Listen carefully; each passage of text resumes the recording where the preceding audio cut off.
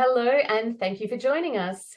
My name's Mels Sherwood, and for the past 10 years, I've been helping entrepreneurs, business leaders, and their teams to pitch and present with confidence, credibility, and charisma. In this series of interviews, I'll be speaking with professional speakers who are at the top of the game. They will be sharing a little bit about their journey to becoming a professional speaker and also telling us their top tips to help you to become a better communicator. My guest today is known as the People Booster, and for good reason. For more than 30 years, she has energized and reduced the stress of thousands of happy audience members. Now, I think she must have started when she was 12, clearly. She has a background in public service and has acquired a host of techniques to avoid burnout. And this knowledge and experience has fueled her to write 2 books on well-being. Now, I've been warned that if I ask her about her pet chickens, she won't stop talking for a long time. Whatever she has to say, I know it's going to be great fun and great value. So I'm thrilled to welcome the fabulous Pam Burrows. Welcome, Pam. Thank you for joining me. Thank you, Mel. Oh, I'm just honoured to be invited. Thank you so much.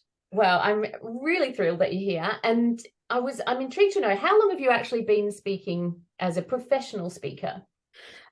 So it was about 23 years ago that I went out on my own as a professional speaker, and mostly my background before then, so the 30 plus years, was mostly as a trainer. So I've been employed as a trainer in local authorities and for a short while in the commercial world, delivering training workshops. So when I went freelance in 1999, I had a whole host of subject matters at that point and went out as a trainer. Over that 23 years, I've especially joining the Professional Speaking Association and becoming a fellow, I've realized that there was some different skills from being a trainer to being a keynote speaker at a conference with a larger audience. And so I've honed some more skills there. But 23 years self-employed as a professional speaker. Fabulous. And can you remember the first time that you spoke in front of an audience? Maybe not even as a professional speaker. I can tell you exactly what I was doing and how I got bitten by the bug. So I did a conference of home care workers, so social services or social care employees who were basically going into people's homes and doing domestic care for them. And I was talking about looking after themselves, about having confidence in what they do, speaking up to managers and saying how things could work better and that kind of thing. And somebody came to me afterwards and said, "Whatever you've got, I want a bucket full of it." And I was like, "Oh my God, that's the nicest thing anybody's ever said to me." And then she kind of looked at me a little bit like she'd just woken up from a dream or something. She went, "Oh, that's probably really inappropriate. Maybe I shouldn't even be talking to you, but I'm just full of energy." And so, over time, I became called the People Booster because of that energy that I shared in the room. That you share, and everybody feels energized after being around you. So that's why I'm so glad you're here today. Now, one of the things I heard you mention is that you realize the difference between training and speaking to that kind of audiences to speaking to a larger audience as a keynote speaker. Tell me a little bit about some of the differences and maybe some of the similarities between those 2 types of speaking. Well, I'm really glad, I have to say, I feel very lucky that I went from training to keynote, because I think it's much harder to go the other way around. I have colleagues who talk to me about being a keynote speaker and then getting asked by their client to then run a workshop to expand what they talked about in the keynote. And they're like a rabbit in headlights, like, how do I get people talking? How do I give them activities? How do I get learning outcomes? How do I do all of that? So I'm really glad that I had a grounding in it the other way around, as it were. But then again, there were things about keynoting that I just wasn't aware of. The whole thing about stagecraft and pacing, and being very clear about your takeaway messages, making sure that you've got ways of describing your content in a way which really landed with people and, you know, kept it front of brain for them and those kinds of things. So I think some of the key differences for me is that training was very content rich, very, you know, there was a lot to do. And I think the first few keynotes I did were just like short training sessions and cramming as much as I could into it, rather than what I tend to do now and what I advise other people to do if they're new to keynoting is don't take all of what you know and try to cram it into 45 minutes. Take one sentence, one message, and then expand that out and fill that in with all the stories and the props and, you know, whatever else that you want people to have. But I would say something that I've noticed more and more is clients wanting the keynotes to be more interactive than they used to be. So I think people sometimes see, maybe they see a TED talk or a TEDx talk or a Toastmasters competition talk, and they think, right, I've got to, you know, start speaking here and I've finished speaking here and I've got to do the hero's journey and, you know, all of those things in between. And it's got to be word perfect, and I've got to have people gripped by what it is that I'm saying. And actually, very few, or certainly the clients that I work with, very few of them want that now. They want you to be asking the audience to think about things, to maybe even talk about things, you know, to have a chat in the audience and then come back to the talk and those kinds of things. Get them doing things. I'm getting people up, you know, standing up and doing things physically. And those are the things that people comment on in feedback, you know, that, oh, I'm glad we didn't just have to sit there and listen, which is good because the pressure's off me then to have this perfectly crafted talk, you know. And I have done that and I can do that, but I feel like I'm in handcuffs, and, you know, because I might just think of something spontaneously and want to go off on a tangent, or somebody in the audience has got you know, something that they've said to me beforehand, and I think, oh, I want to weave that in. So it's really nice to have that flexibility, I find. But I think the learning, as I say, goes both ways. If you're a trainer, you need to know how to make that keynote really concise and shiny and useful. And if you're a keynote, you really have to understand the way that people learn, and how you can really deep dive into your content, which I think is useful for your next keynote. So you do a keynote, or you plan a keynote, then you run it as a workshop, and so much richness comes out of that from your own thinking, but also what's being said in the room, that the next time you host that as a workshop or as a keynote, it'll be so much better. So that the way you've described that's kind of exactly sort of my experience as well, where I was a trainer, and having said that, I had done stand-up speeches and that sort of thing, but I had to kind of shift my the way that I do things when I'm doing keynoting.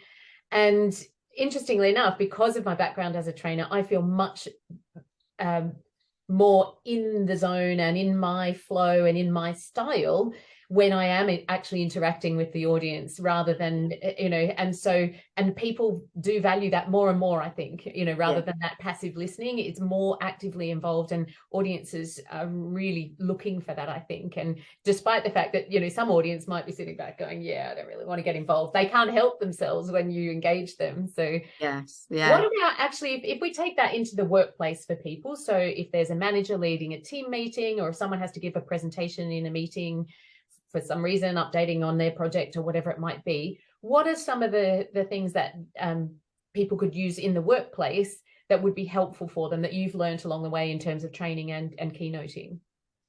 I think have some fun with it, first off. You know, if you're all uptight and worried about it, you know, one of the things that people who haven't done the interactive stuff worry about is, what if I ask them a question and nobody answers it? Or, you know, what if I give them something to do and it falls flat, and those kinds of things. But I think get some advice, even Google it. You know, you can Google activities and then you just put your content into that set of questions or particular activity, icebreakers and things like that. Some people roll their eyes and go, oh God, icebreakers. There are some things that are so, overdone. And in fact, I saw a video yesterday. This is kind of off the subject, but not. I saw a comedian on YouTube yesterday, and she said, people need to realize that introverts don't want to do these icebreaker games. She said there's one that's been going on for so many years and it's terrible. She said you have to think of two truths and a lie, and then you have to talk to all of these different people and work out which are the truths and which are the lies. And I hate it. And I think that's true for people, whether they're introvert or they're having a bad day, or they're, their head's so full of what else they could be doing instead of being here. And the punchline was that she said, okay, here are my 3 things. I hate you, I hate you, I hate you. And then I just leave. So, you've got to be careful with the activities that you do.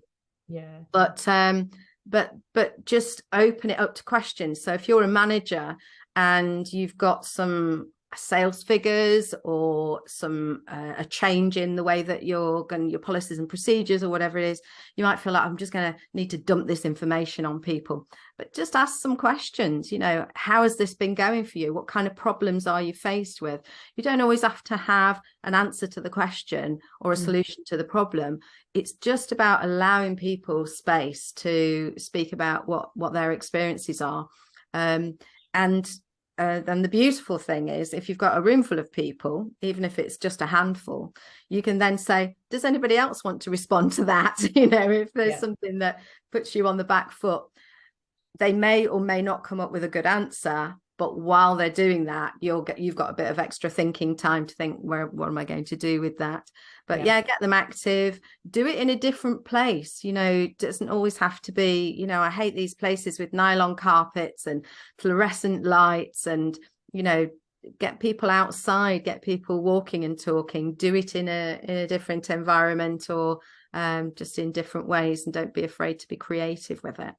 Great advice. I love like you referring to the introvert with that comedian. So I consider myself an introvert. Do you consider yourself an extrovert or an introvert? Absolutely. Extrovert, fallen off the end of the scale extrovert. So how do you ever have work with introverts who maybe are not feeling as confident, or feeling like they need to be extrovert in order to get on in the workplace? Absolutely. I meet a lot of people who I think are extrovert, but they're actually an adapted introvert. So they've learned how to be extrovert. And I would probably put you in that category, because you come across as like, this is my comfort zone. And I think it's really important not to confuse introversion with being shy or underconfident, because those are not necessarily. It's about how we prefer to work and where we get our energy from. So my partner Annie, she's as introvert as it comes. We are either end of the scale, and during lockdown she was in her element. She's like, I've rehearsed my whole life for lockdown. this is just fantastic. I don't even have to make up an excuse not to go to anything. It's just great. And I was like a rat in a cage. I'm just like, let me out of here, let me out of here. Where are the people? I need my people. And so I did loads of stuff online, and I was just desperate for that connection. And I really noticed my mental health was not good because of not having that connection, and how energizing it is for me to connect with people.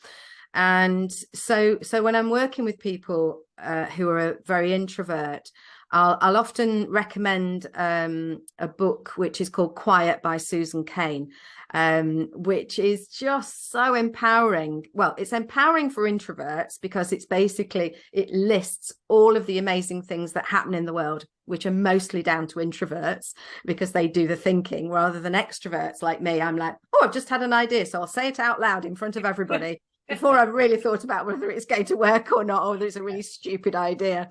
Whereas an introvert might not join in the meeting because they're thinking it through, and they'll come up with something later on that's really going to hit the nail on the head. So that book is really empowering for that, but it's also useful for people like me to really properly understand how do we involve people. So early in my career, 30 something years ago, I used to get everybody doing really daft warm-up exercises, these icebreaker things. I remember once, it was the Greater Manchester Police Training College, where I was doing a course on child protection that was about getting the police and social workers to understand each other better and work together better. It's like a million miles away from that now. It's, things are a lot better. They even work in the same offices sometimes now. So I thought, what a great thing. I know what we'll do. We'll do that thing where you all stand in a circle facing the back of the person next to you, and then you slowly start to squat so that there's a whole circle of people who are all sitting on each other's knees. Won't that be great? And quite a chunk of the police officers who had turned up with all the pips on their shoulders and, full uniform. All the social workers are in corduroys, It wasn't quite that extreme, but almost. And some of the police officers just walked out, just like, we are not going to do this. So as a trainer, as a speaker, you do have to be really careful that you don't do things that are going to make people feel ridiculous or that they're just going to be really uncomfortable about doing. I've learned over time some little tricks and things just to get people warmed up a little. If I am going to get them to do something which potentially, it's not too embarrassing, it's not too out there, but people might feel uncomfortable, then I'll do loads of other stuff to get them comfortable first, get them laughing, get them doing some things that are really easy, and then later on do those kinds of things. So I think working with a whole mix of people as we do, you're never going to please everybody. There's always going to be somebody who, just really doesn't want to be there, or they've got stuff going on. But I think just understanding introversion and extroversion, and, for instance, you might plan something that is going to keep everybody happy. We won't do anything embarrassing. We won't do anything active. We'll keep it low key. The extroverts are going to be chewing their fingers. They're just going to be like, please give me something, energizing that's going to keep my attention. I've learned I'm terrible at being an audience member. So I've learned all these techniques for doodling and things to try and actually sit still when I have to. So yeah, it's about balancing that up and thinking about everybody's preferences. Great. So I was thinking about mistakes or things that we see that go wrong in presentations, and for someone who's new to presenting, maybe what are some of the things that you've seen that people should perhaps avoid when presenting? Okay. One of the things you should do straight away is believe that you're enough and that your style is going to be absolutely fine. Don't, you mentioned earlier, I think, Mel, about introverts thinking they've got to be extrovert. Don't force yourself too far out of your comfort zone, because it's just not going to come across as authentic. So people trying to be something that they're not. You also asked me a question earlier, and I thought of a second answer to it. You said, can you remember your first talk? I can remember my actual very first talk, like way before I was self-employed. I went on a train the trainer course, and I hadn't been in training for very long, and it was run by the NSPCC, and we were learning how to use a particular training package that they'd produced. But then we had to practice delivering. And what I got, I'll just get one here, a piece of paper. I've got my stuff on a piece of paper, and I stood at the front of the room with my words, and the paper's going like this. Been there. Been there. And my voice felt like it was doing this. And I came and sat back down after that and got my feedback. And people were saying, oh gosh, I wish I could be as confident as you. My paper was shaking, my voice was going just wonky. Like, how on earth did you think I was confident? And they said, we couldn't see any of that. So your perception of how you're doing is sometimes not reality.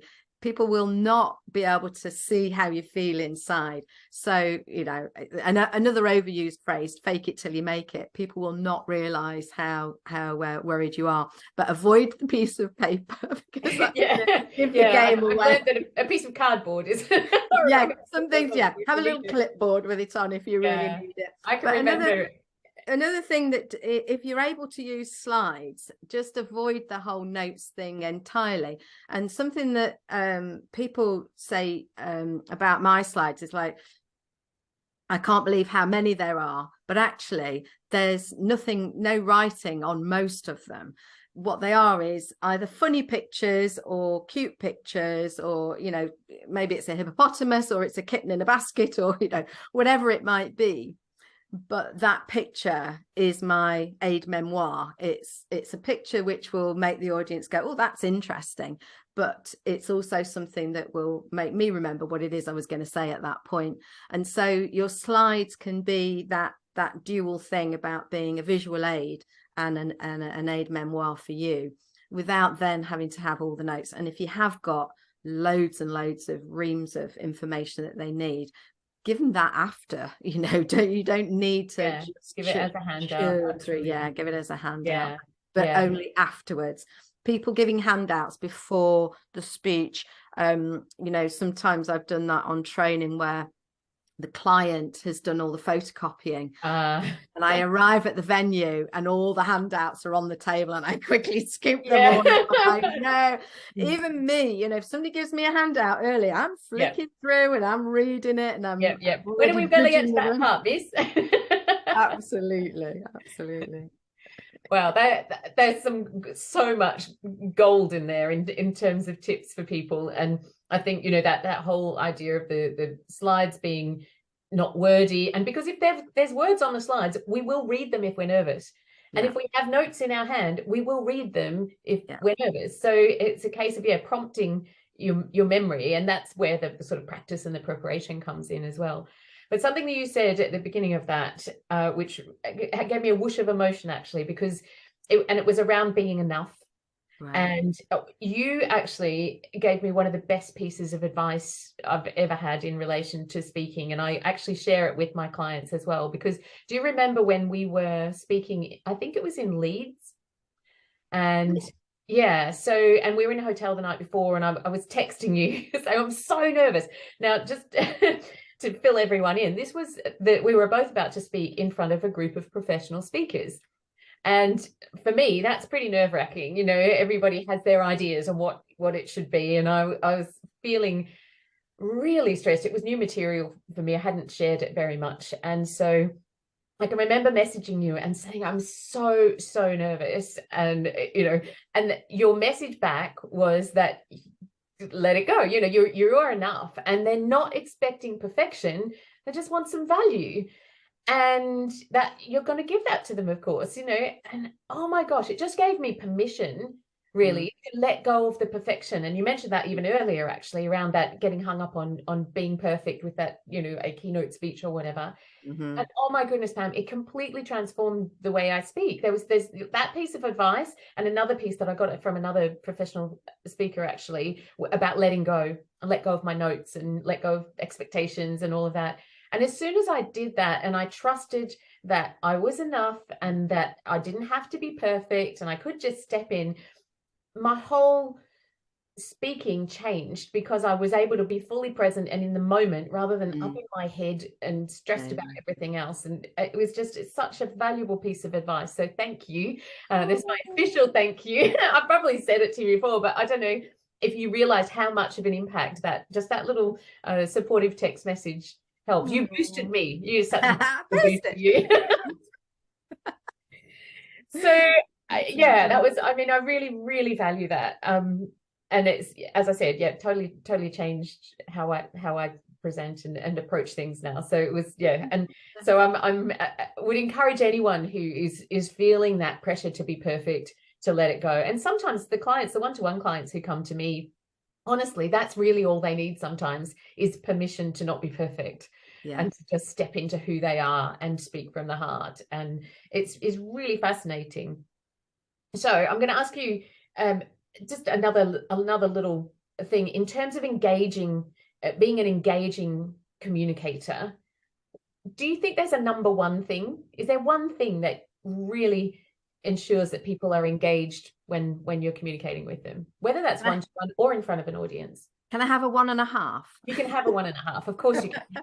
So the half is stolen from what you were just saying. You know, if you're comfortable in yourself, you believe in, you know, you're thinking, I do know my stuff and what I'm going to give is of value. And just a little aside, I've started learning calligraphy, and I was showing something that I was doing to one of the tutors, and I said, oh, that's a bit wobbly just there. And she said, well, that's proof that it wasn't a computer. That's the human element. I was like, oh my gosh, that's such a good thing to remember. You know, it's not meant to be perfect. It's meant to look like it was handmade, you know, with love and care and attention, but not perfect as it would be a computer. So, you know, we're not meant to be robotic, and we are meant to just be ourselves. But then in terms of, I've just had a menopause moment and completely forgotten where I was going with that was my half a point about being yourself, engaging. Oh yeah, that was it. Terry Wogan is my other point. Terry Wogan. He was said to have been such a good radio DJ because he didn't speak to the audience, he spoke to you. So somebody who's busy cooking or housework, or they've got the radio on while they're working, it sounded as if he was only speaking to them. And that's a beautiful thing to do if you've got a small audience or a massive, especially if you've got a massive audience. So not to say, how are you all today, but to say, how are you today? And each person hears that as a very personal thing, and they may not even realize that that's what's happening. They will just feel more connected to you. And then, you know, if how you're saying that and what you're saying is about something that bothers them. Like I work with a lot of school business managers, and one of my favorite things to say is about their job description, which goes from this is what's on paper to this is what they end up doing. And I always talk about the blocked toilet and the dead pigeon on the playground that, you know, really aren't in your job description. And they go, oh, she gets us, you know. So you're speaking to them about the stuff that really matters to them. And that is the same for any conversation, as you say, one-to-one, you know, that you get that person and you're speaking just to them. And, you know, none of us can resist that, I don't think. Yeah, well, I think also reframing that, because people have this idea that suddenly they have to become something different or be something different or do something different when they're standing in front of an audience. But really it is, and I heard someone say this the other day, you know, it's just you dialed up. So, but if we think about a presentation as a series of conversations, one-to-one conversations, absolutely. that's a much easier way to think about it, and potentially less stressful, or, you know, we're literally just having a series of little mini one-to-one conversations and engaging one person at a time. That's great advice, Pam. Thank you. So you've also done lots of hosting, and I've seen you in that role as an MC, where you just are able to really bring some energy to the event and keep everything on time, and you know, give a big introduction for speakers and all of it. You know, everything that an MC does is so vital to the success of the speakers who are actually speaking at an event.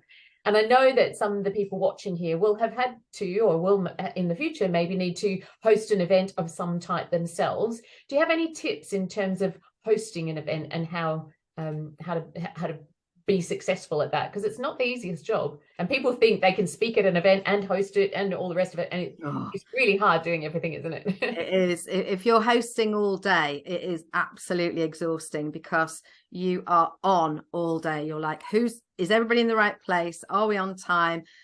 Even things like, has the coffee arrived? You know, the amount of times that you send people out for a coffee break and the coffee isn't yet ready, and then the whole timing slips, you know. So you've got to be on the catering, you've got to be on, you know, if people are checking into a hotel, you know, if they're checking out on the day that you're hosting, then, you know, have they checked out? Do they need an extra break time?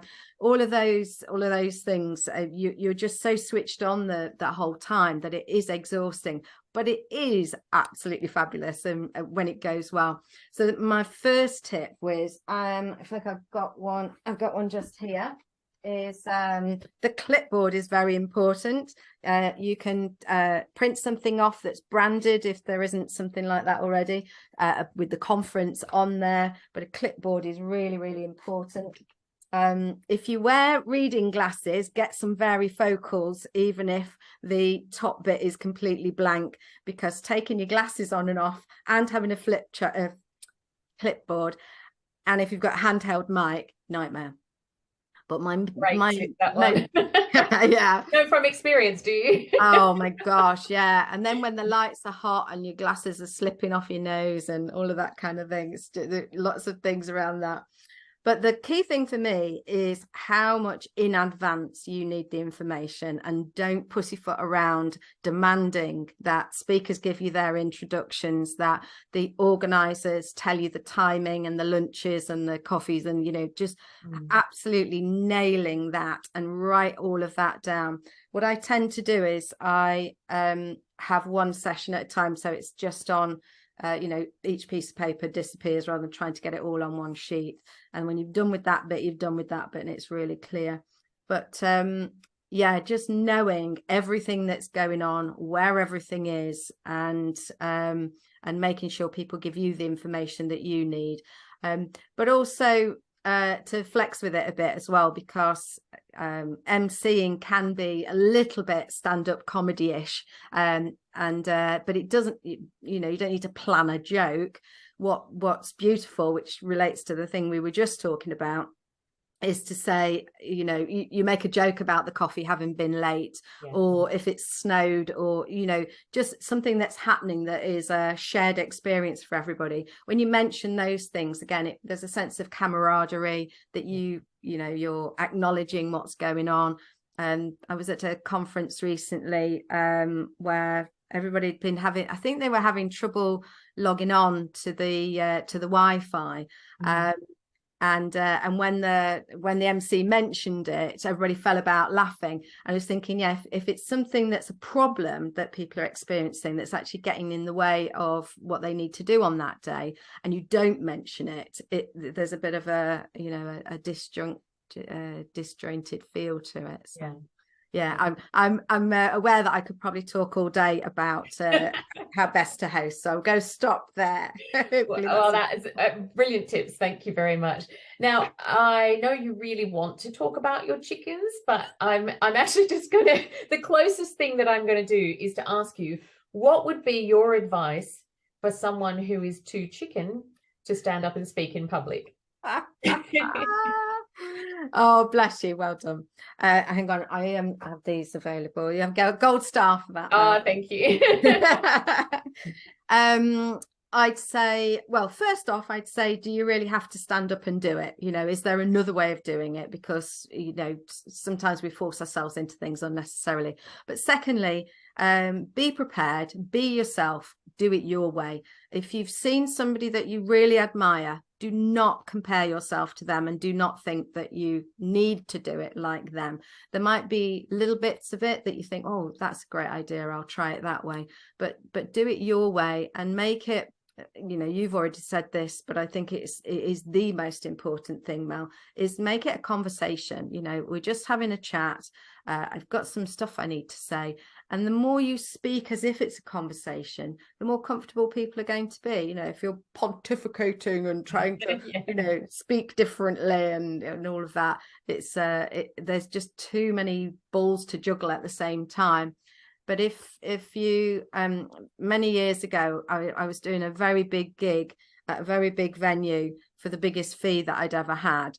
And there were dancers on just before I came on. There was a radio DJ introducing me. I'd got a walk-on song. And, you know, all of this was like, it was all very big and shiny. And I got really nervous, unusually nervous. And I was literally physically shaking with adrenaline. And then just before, I was just backstage, and just before I went on, I went, oh, this is what I do. Like, I've been doing this for years. This is what I do. This is what I know how to do. This is what I love to do best, and that one sentence, this is what I do, has become a little mantra for me. If I ever have a little blip about I've got to be bigger or better or different from before, because this is even more important.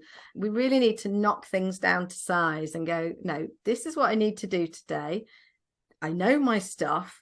I'm just going to do it and leave it at that, because you're already enough. Oh, I love that. So in terms of if someone is feeling really nervous just before a presentation and they haven't done it lots and lots of times like you have, do you have any tips for managing nerves just before a presentation? Oh my goodness. Yes. Drink plenty of water. Have a lip balm to hand, because when you're nervous, your lips go dry. And when your lips go dry, your brain goes, oh, we're nervous. And it becomes a bit of a cycle. I've not heard that tip before. I like that one. Yes, it's very handy. Keep your lips moist. And it could be misconstrued, but